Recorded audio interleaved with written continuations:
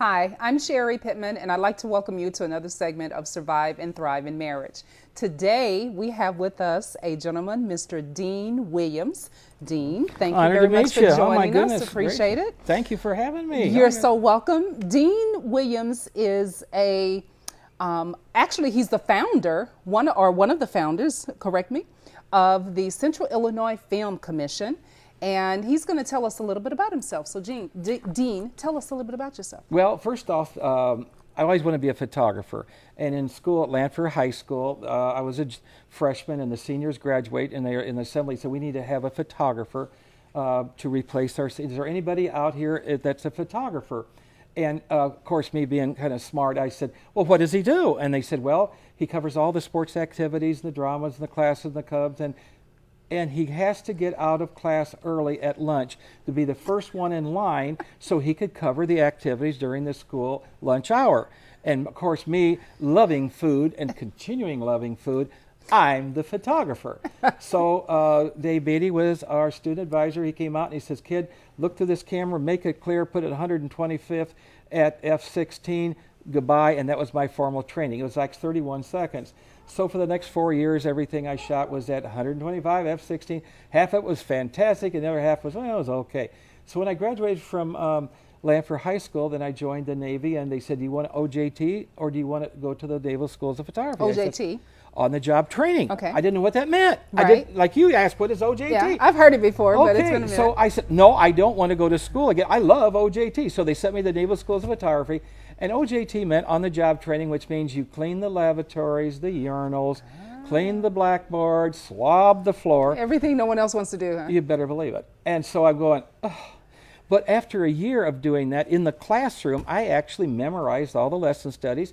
And pretty soon as they started going on leave and transferred, they'd say, Dean, would you take my class on basic photography?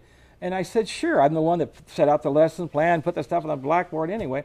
So I started teaching. Oh my gosh. And they said, well, you better become certified. So they sent me to Nashville, and I got a teaching certificate, came back, and then I started teaching the students. And then I thought, you know, I could make more money if I get a bigger clearance. So I got a cryptographic top secret clearance because it paid $25 more a month. Oh my gosh. Wow. And so all of a sudden a thing happened called the Cuban Missile Crisis.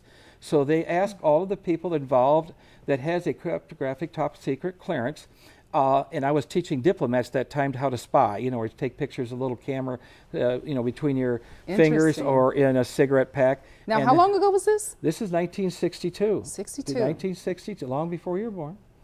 And so they asked me to stop, you know, teaching and would I work on this project. So they flew me down to Cuba, and I was on an aircraft carrier at the USS Antietam. And my squadron, VFP 63, I started taking pictures. Well, it became kind of dangerous what we were doing. They kept shooting us with rifles, and we were a little Piper Club. Oh my God, so I had several wardrobe changes. So anyway, I couldn't go through any more jumpsuits. So they started flying U-2s over, and I was one loading up the film, unloading it, and processing it. And then I took it to Washington, D.C. to give it to JFK to look at. And so when I got out of the service, I joined the LAPD, and I got married in the service, and my wife says, I can't take it. I want to leave. I want to go back to Springfield, Illinois. You're going to have to quit. So did you meet your wife in the military? I met her here in Springfield. I came home on leave, and I went bowling, and I had no vehicle. And I said, is there anybody here got a car? She says, I do. I'm going, this is cool. And so she gave me a ride home, and we dated, and we wrote. And next thing you know, we got married. And she came on down to be with me. And when I got out of the service, I was in San Diego. I then went up to L.A., as I said, joined the police department. She said, that's it, we're moving home. And I came back and I joined the Illinois State Police. Now, I was too short because L.A., they just want bodies. Just 21-month average. If you live that long, then you're going to stay in the service there. Wow, 21 months. 21 months is all patrol officers usually alive there in L.A. in that time. So I hit my head trying to get the knot up to get me 5'8", but I couldn't do it. That's a true story. My head hurt for a long time. It was like 5'8 1/4". I got up. So I became a civilian photographer for the Illinois State Police, and covered the race riots in Southern Illinois, Cairo for a year, and Democratic riots in '68 up in Chicago. And back in school, back in 1959, a very famous minister came to Springfield to watched JFK. And who was that? This Martin Luther King. Okay. And he and Reverend Abernathy came up here to Springfield. What year was that? This is 1959. 59. And they stayed at the Abraham Lincoln Hotel, and they had reservations, but there's a problem. They were black, and the hotel was full. They couldn't stay that night. Yeah, right, it was full. All right. So Reverend Witt says, you can stay at our ministry. Now, this is not Baptist. This is a Wesley Methodist church, but you can stay here. The children are having a Bible study this weekend, and you can spend the night. So he was there. He was rehearsing a speech, and he was practicing on his kids. And he came up to me, and he says, do you have a dream, young man? I said, yes, I do. I want to work in Hollywood. I just want to be behind the scenes. Dr. Martin Luther King asked you if you had a dream. If I had a dream. And so he went on and left, and that was the end of that. So when I'm with the state police, one of my jobs is undercover photographer, and I was acting like a cameraman, and I was doing the riots in Cairo, and right in front of my camera, because I was looking like a camera, someone from ABC or NBC, and there come Martin Luther King and the Rainbow Coalition, Reverend Abernathy, and all of the wonderful people that I'd met before. And I was dying to run up and talk to him and say, do you remember I was that kid? And but you were undercover. I couldn't do it. So that's how I got to meet Martin Luther King. I was so excited. So anyway, they made a movie here called Awakening Land. And on Awakening Land, they needed... Well, before you tell us about Awakening Land, you had some experiences out in L.A., right? In terms of... This is how it came about, though. Okay. So in other words, they made the movie here called Awakening Land. This was a TV series, and I was with the state police. I was a photographer. The photographer got sick, and he was an African-American gentleman, and he was getting up there a little bit, and they said, I need a photographer to cover for me till I get better. And I was on the set every day, and knowing I was a photographer, we became really close friends. And he says, I tell you what, I'm going to teach you everything I can, and it's called Set Smarts. And I said, well, what's Set Smarts? He says, this is knowing what to do on a set and how to do it. Like when the actor starts acting, you never make eye contact. Everybody starts to pray. Did you ever notice on the set when they say action, everybody looks down at the ground? Well, they're praying the actor doesn't blow his line so they can go eat. But in reality, don't make eye contact because he could then lose his place and stop production. Wow. Then they also taught, things that you do. If you see someone coming from the outside, a looky-loo, someone that's not put to the film, you have to stop and treat them like gods that they are, and you keep on your work. And the minute they're done, you can go back talking about the kids, and we'll have a barbecue this weekend. So he taught me all these different things. So when he left, they said, well, would you mind filling in for a few weeks? They asked the governor. The governor says, fine. How much is he? Well, he's on state payroll. Well, that's great. He's free. The gentleman never came back, and I stayed on for 3 months. Wow. And the rest is history. I did the Blues Brothers, Coal Miner's Daughter, and all that stuff. So that was your foot in the door as a photographer. That was how I got into with the film industry. Absolutely. All because someone got sick, and someone's kind enough to what we call pay it forward. He says, I'm going to teach you everything I can. There's no books. This is just how things go. But I'm asking you, someday I want you to pay it forward. I want you to take your talents, and I want you to help somebody like I'm about to help you. And you're one of the best people that I know that pay it forward. I don't think I know anyone who pays it forward better than you do, Dean. Well, it cost me a marriage, and this was the problem that you have in the industry. You have what you call a hotel family. A hotel family is the people that are in this particular movie. Like I make movies all over the world. Mm-hmm. So doing America in Lincoln, Nebraska, to Coal Miner's Daughter in Butcher Hollow, Kentucky, to Blues Brothers up in Chicago, Mighty Ducks 2 up in Minnesota. And so you're about how many movies have you done? 165 major motion picture and television. Oh my gosh. Now you've been involved on different levels other than photographer, or has it always been photography? No, it's on different levels. I did an electronic press kit, that's the videoing for Entertainment Tonight, Access Hollywood. In other words, I do all of the interviewing. Now, when they go to do it, you notice that the actor is sitting in that chair, and then a talent on this chair is asking the questions. You never ever see them together because they're never together. I'm the one that's sitting in the chair and doing the video of the actor asking the questions. But in Hollywood, as well as actors, you never overlap. It's not like Fox News where they talk over each other. You have a complete sentence and you stop. The actor then will answer the question. So then they can have an actor sitting over here or a talent from Entertainment Tonight ask the question, and the actor then will answer it. Interesting. So to make a long story short, I went to work for a young lady, an African-American lady who had Good Morning Chicago. And she wanted to start a television production company in Chicago. And she asked me when I did, at that time I was doing Next of Kin with Patrick Swayze and The Babe with John Goodman, Uncle Buck with Next of Kin, and so many Weird Science, Pretty in Pink. And so anyway, well, I know where you're headed, and I know we're going to want to be on that for just a minute, but we're going to take a break here in a second. But before we go to break, I want to just kind of recap. You have done so many wonderful things. You've met Dr. Martin Luther King Jr. here in Springfield, Illinois. In Springfield, Illinois. You worked for the state police, and as a result of that, you ended up being on the set as a photographer. You have military experience. I'm kind of jumping back and forward. Yeah. This is not chronological. But you've done all these different things. And the thing that you enjoy most is being involved with the Central Illinois Film Commission, and you have some goals and purposes, and we're going to talk a little bit about that. When we go to break, when we come back from break, we're going to talk about what you're getting ready to tell us about the Chicago piece, and then we're going to talk a little bit about the Central Illinois Film Commission as well. Is that okay with you? Thank you, Sherry. Appreciate Okay, it. all right. Well, for you, we are so glad that you joined us today. We're going to keep talking with Dean Williams here. Dean Williams is our pay it forward guy, and I hope you guys are all enjoying our conversation with him.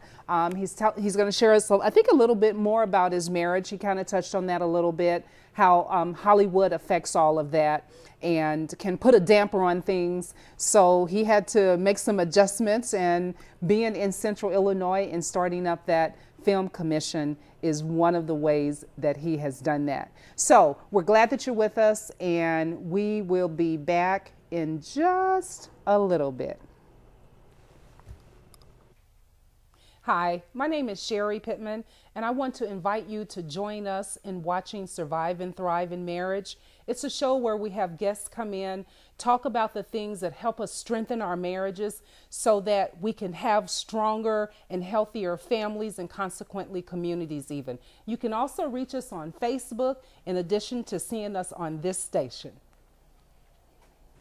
We're back with Dean Williams. And Dean Williams, you were just about to tell us about what happened with the lady in Chicago. Well, she left Good Morning Chicago, and she wanted to start a production company, so there was a giant armory up there for sale. Now, the problem is nobody wanted this armory, because this is the armory where back in the early part of the century, they had a ship capsize. In fact, it was a ferry right there in the Chicago River. It overturned and it killed over 1,000 people. Oh my goodness. And they took all these people to a makeshift morgue, which was the armory. And so all of these bodies were placed in there to be identified and all that. So they thought they were ghosts in there and all that, and it became a real scary part of Chicago. So anyway, this lady, she built it, and she asked me if I wouldn't mind being her photographer on a series called Brewster Place. Then There's No Children Here. And then she's going to start her own afternoon television show, which I worked on. And her name, of course, was Oprah Winfrey. Awesome. So you were there in the very beginning. Very, very beginning. And then a superstar at that time, especially in France, called me and he said, would you work on a movie for me? And it's going to be called Lockup. And we're filming it in Ohio. And would you please come to work for me? And so I said, okay, have you done any movie before? He said, well, I just finished a movie called Rocky. I'm Sylvester Stallone. I'm going, oh, I know you. Oh my gosh, you're that great writer. And so anyway, I went to work. Great writer. I went to work for Sylvester Stallone. Remember, I'm in a union. And you have to have a movie card to get a union card to get a movie. And so in other words, I was union, but I could only work in 22 states, a Midwestern state. I'm in 666. Now there's Hollywood that has western states, and then there's New York that has the eastern states. Okay. So we filmed the majority of the film there in Ohio. We changed the name to Tango and Cash. Now, was this like 1985? This is in 1985. And then after that, they moved to California. And I told Sylvester, hey, it was nice working for you. I enjoyed you. But I can't. Did you do photography for him too? Well, that's what I did. I worked for him for 3 months as a still photographer on Tango and Cash. So I said, I can't go to Hollywood because I'm not in that union. And he looked me in the eye and says, you be to work, stage 7, Warner Brothers Monday morning. And I says, okay. And so he gave me a plane ticket. I flew out there. Well, that helped. And I got to stage 7. There's a limo waiting out there. So they said, are you Dean Williams? I said, yes. So I got in the car, and they took me to the union. And the union says, I understand that you want to join the California union. I says, yes. And they said, fine, you'll have to pass a test. And but I haven't studied. And the man looked me in the eye, and he opened up the chart, and he says, what color is that? And I said, red. Flipped the other, said, blue. Okay, you passed. It's a color blind test. Oh, wow. And I thought I had to study a test to be a cinematographer, still photographer. And he says, now I need $5,900. How much? $5,900. That's the initiation Almost fee. $6,000. Well, yeah. And so, of course, I didn't have, I had 50 cents in my pocket. So the driver from Sylvester Stallone walked in, and he says, how much you need? He said, $6,000. He reached in his wallet, boom, boom, boom, put in the counter, and said, let's go. I went back to work.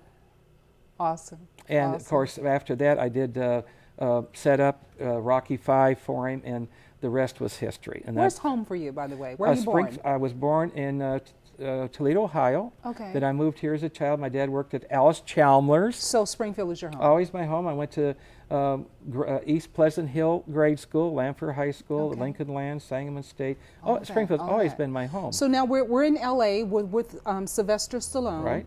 And you have your union card now. I'm ready to go, and then of course I'm a hot property because I worked on a Academy Award film. You only get one of those a year, Coal Miner's Daughter. So when you're working on an Academy Award film, they want your luck. They feel there's something lucky. So that's when I did Caddyshack and all the big movies, the Batman, the Rocky movies, and all that. So it's like 60 or 7 films. But again, I've mentioned I'm with my Hollywood my hotel family in Hollywood. Yes. A hotel family, of course, is 18 hours a day, 7 days a week. You work with these people. They save your lives. There's Yes. been many occasions where explosion would go bad, or in Poltergeist 3, accidentally, a fire started, and we had volunteer firemen. They didn't know what to do. They just left. And without real firemen to come in, the place went up in flames. So I ran in to get my equipment because without it, I couldn't do the filming the next day. Right. And a stuntman was following me. He helped grab the equipment, and just as we got out, it blew. And wow. I'm within seconds. I mean, it looks like a real Hollywood story, but I got my cameras. That's all that mattered. And this so, is good. Were you married? Excuse me. Were you I was married? and I had, at this point in time, I had 3 children. 3 children. And how old were they then? They were young. We're talking about 3 and 4 years old. They're up very to, young. And are they living in L.A. or are they back they here were back in Illinois? in Springfield, and we had I had my wife come with me. I had a nanny, and so my wife was always with me, and I figured I'd keep her that way. The wife or the nanny? Wait a minute. Well, the wife, the nanny. But I always had my kids involved in the movie. In fact, in Six Pack with Kenny Rogers, he was Kenny Rogers' son. And so the scene where Kenny dove in the water and got my son off the top of the truck, that was my boy. Okay. So in Willie Nelson's show, Barbarossa, he played one of the kids. So they were always in the film. But anyway, unfortunately, she got tired of it, went back home, stayed there, ran the studio back there. My sons got older, they helped her run it. And she developed a relationship back there with my manager. Oh, I see. liked him, and he took my money and the wife, and she left me. I see. Realizing that relationships are very difficult to have when you're away from home so much, and you're making so much money. Our pay back in those days were $17.50 a week, and when you're making $17.50 what? $17,500 a week. Okay. Now, of course, you got benefits like airlines. You stay in a first-class hotel. They feed you 3 meals a day. That's a life you can get used to real quick. Oh yeah, $250. They would rent your cameras a day. They fed you the meals, and they give you $55 a day per diem. Well, you can live on $55 a day, and so. But anyway, it was not worth the marriage. No. So anyway, she left me when I was doing Batman. I was out in California. So at that time, I thought, I think I need to do something in my life to change it around. The writer's strike came up. Everybody lost their homes, cars. 85. I joined the Springfield Fire Department. They were establishing a television station there. We negotiated with Dimension Cable to have exclusivity to have the cables for here in Springfield. And part of the contract we asked for was 3 stations, 1 educational, access for the local community, and of course the fire department, which eventually become the Springfield municipal channel that you watch the city council meetings on. Absolutely. And so at that time, Alan and myself got her started. Then we hired. Alan who? I'm sorry. Alan was an African-American gentleman, and Alan Huff, he was the gentleman that was there before us. Okay. And then we hired 2 young men fresh out of high school, and one was Greg Nevitt, and the other one was Gary Colley, and they are still running cable access to today. Is that right? So I think I'm kind of pleased. The father of the cable runners. Right. So are they in Illinois too? They're right here in Springfield, Illinois, in the basement of the municipal building, and they run the cable access channel. Wonderful. So whatever, if you're on cable access, they're the ones that show it. That's it. Okay. And so and run the news whenever you watch the city council. They're the one that, fantastic people, extremely talented. Gary's the best sound man in the world. Greg, fantastic cameraman, and also the fastest live action shooter in the world. He's with SAS, and he's a fantastic young man. So the city is proud to have these 2 people. So all of a sudden, movie business picked up again, and I thought, I'm going to have to change my life, and I'd like to be able to stay home at night. Yes. So I met a very fine young lady. Her name was Joyce Clark Schaefer, and wooed her and was with her for about 5 years. She says, I will not marry you. Wow. I don't blame you. You're too far in debt. You're $500,000 in debt. And so I threw her the checkbook. And I said, when I get out of debt, let me know and we'll talk. 5 years later, she threw it back and says, you're out of debt. Wow. And I said, would you marry me? She says, no. And I says, come on. And I just finally bullied her into it. God bless her, she married me. So I thought I would like to start something that I could pay it forward. I just thought back in the old days, and all of a sudden it come to me, why don't I make movies here in Springfield, Illinois? So I got together some filmmakers, Dr. Carl Luthen, Jim Betts, all these fantastic filmmakers, and we started a film commission again. Now you say, what do you mean again? Well, Dr. Carl and I started a film commission back in 1975 here in Springfield to bring films here. We got together, about of people interested, and then unfortunately the only one that had a job was Dr. Carl. He was going to go do a film called Blue and the Gray, and I had to go do Blue and the Gray, so we went and did it together. Sounds good. Meanwhile, he bought all of the tack livery saddles, 6 semi-loads full of, shall I say, wonderful old wardrobes from 20th Century Fox when they were going bankrupt in the late 60s on Cleopatra. A gentleman bought all this stuff, moved it to Indiana. 20 years later, he got tired of it because it still hadn't made any Westerns. Dr. Carl bought it all, moved it here to Springfield, and then they started doing Westerns and Blue and the Gray, North and South, of which I did both of them. Timing is everything. Far and Away, all those wagons you see, and he just recently worked on the Lincoln Project with Steven Spielberg. So we have some really great people. He's done over 150 movies. I've done over 160. Wow. Jim Betts has done far more than any of us. All of the Star Trek movies and Laverne and Shirley, Mork and Mindy, Forrest Gump, and I just go on all day. And his wife was worked in the accounting department at Paramount. Is that right? And so here's the first African American individuals to head major departments in a studio. So they all moved back to Springfield. So we have 4 of us people now that have over 500 movies to our credit, and we started saying, why don't we get this going? So we started a film commission. We now have what we call a production base. We are training people to work in the movie, so when they make a movie here in town, they don't have to bring the people from Chicago, New York. So all of a sudden, here comes the informant. And we said, now we have people. We had wardrobe, we have makeup, we have hair, and we had people working on it. They couldn't film at Decatur because ADM, as you know, that's what the film was about, did not want the Decatur Country Club shown, so we filmed at the Illini Country Club here in Springfield. Well, we have just a couple of minutes. So right now, the commission is in a phase where it wants to do what? We're going to make another movie, an African-American movie, coming up March 17th, where a young lady just graduated from college. She's an attorney. She's got a single mother, got a breast cancer situation, and we have name actors, big actors from Hollywood working, and we start production here in Springfield, all because of the Central Illinois Film Commission.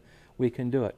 we do not have to have one single person come from out of state other than the known actors to work on the film. So if someone wants to get involved with the commission, how do they get involved? CentralIllinoisFilmCommission.com. Go to our website, Central Illinois Film Commission. Everything's on there, casting information about who we're going to need when, and we start production on March the 17th, a Saturday, and we need a lot of people to work on it. If you ever want to go to Hollywood, get in your car and drive right here to Springfield, to DePero's and the other local locations. Or better yet, go on the internet and drive to CentralIllinoisFilmCommission.com, and I take it that there's a place they can put their contact information and someone will be in contact with. Isn't the internet wonderful? The internet is awesome, totally awesome. So we just have a few seconds left now. The Film Commission, where do you see it going in, say, 5 years from now? 5 years, we'll be a major production base right here in Springfield, Illinois. Why? Because of Abraham Lincoln. You got New Salem State Park, you've got Lincoln's home. As you know, they're going to expand the Lincoln footprint another 5 blocks. Oh, I didn't know that. Well, it's been, anyway, they're going to expand another 5 blocks. Okay. And so that means you're talking about 3 full blocks, 3 blocks square back in 1860. Wow. This is a dream for people making period films.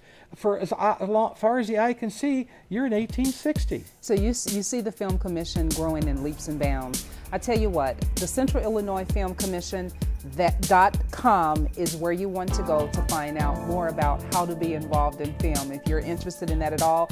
We've had Dean Williams today. Dean, thank you so very much. We appreciate it. We appreciate having you with us on another segment of Survive and Thrive in Marriage. We hope you'll join us again real soon. Bye.